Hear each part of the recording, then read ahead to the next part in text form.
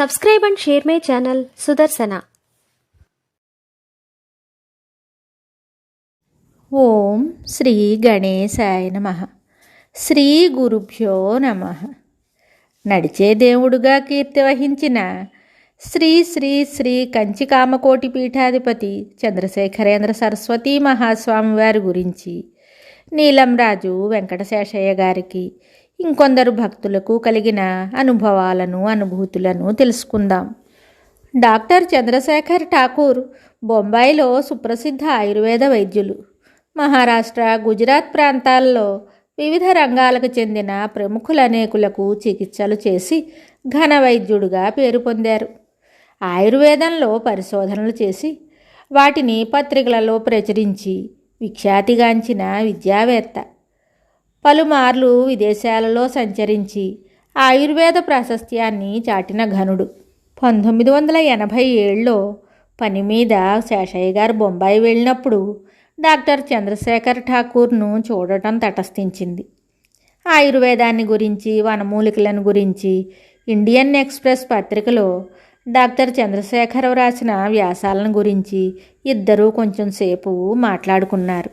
మాటల మధ్యలో కొన్ని సంవత్సరాలుగా ప్రోస్టేట్ గ్లాండ్ వ్యాధి శేషయ్య గారిని అంటిపెట్టుకుని ఉన్నదని, శస్త్రచికిత్స ద్వారా దానిని నివారించుకొనవలసిందని సర్జనులు అనేకులు సలహా ఇచ్చారని, అయినప్పటికీ గురువు ఆదేశాన్ని అనుసరించి సర్జనుల సలహాలను నేను పాటించలేదని, అందువల్ల ఇప్పటి వరకు నాకు ఏ విధమైన అసౌకర్యం కానీ బాధ కానీ కలగలేదని ఆయనతో చెప్పారు శేషయ్య గారు.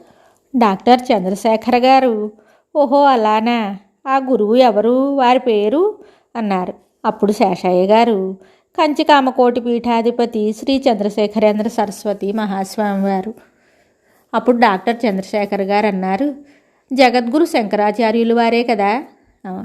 అప్పుడు శేషయ్య గారు, అవును, 2000 సంవత్సరాలకు పూర్వం ఆదిశంకర భగవత్పాదులు స్థాపించిన కామకోటి పీఠంలో 68వ ఆచార్య పురుషులుగా ఆ పీఠాన్ని అలంకరించిన మహనీయులు.